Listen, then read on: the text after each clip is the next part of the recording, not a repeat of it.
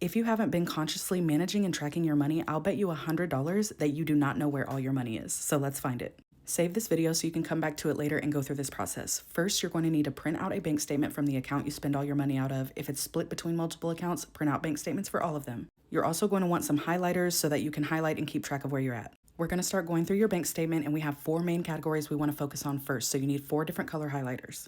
First, go through the statements and look for any bills that you pay on a monthly basis. What is the total of all those bills? Go through and highlight any time that you have a bill that came out of your account, and then at the end, add them up and write it down. Next, we're going to do the same for debts. So anytime you made a credit card payment, Klarna, Affirm, anything like that, you're going to highlight those a different color and then add them up and write them down. Now go through and highlight all the times that you went to the grocery store and add those up. You might want to go back a few months and take an average of your grocery bill, but this is going to let you know how much you need to budget for groceries. Then you're going to take your 4th color and you're going to do the same for gas. Anytime you went to the gas station to get gas, you are going to highlight it and then total them up and write them down.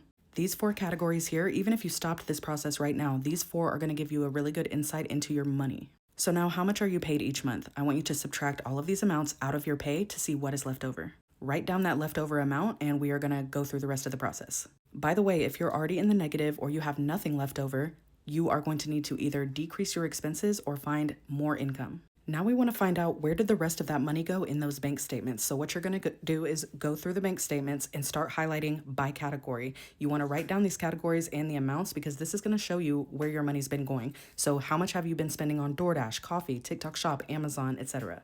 You want to do this for your whole bank statement. That way you can see where your money's been going and what have you been spending the most on.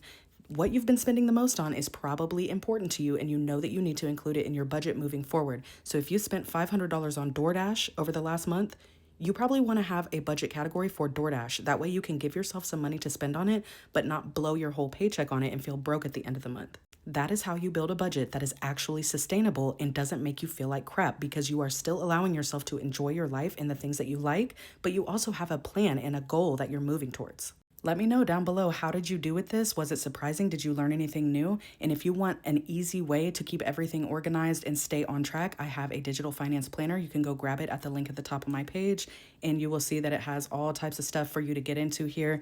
And it also has monthly budgeting sections so that you can actually make your budgets and track them to completion. Managing your finances is not actually hard. You were just never taught the right way to do it, but that's why I'm here. No shame about it at all. We are going to get it together. You got this, friend.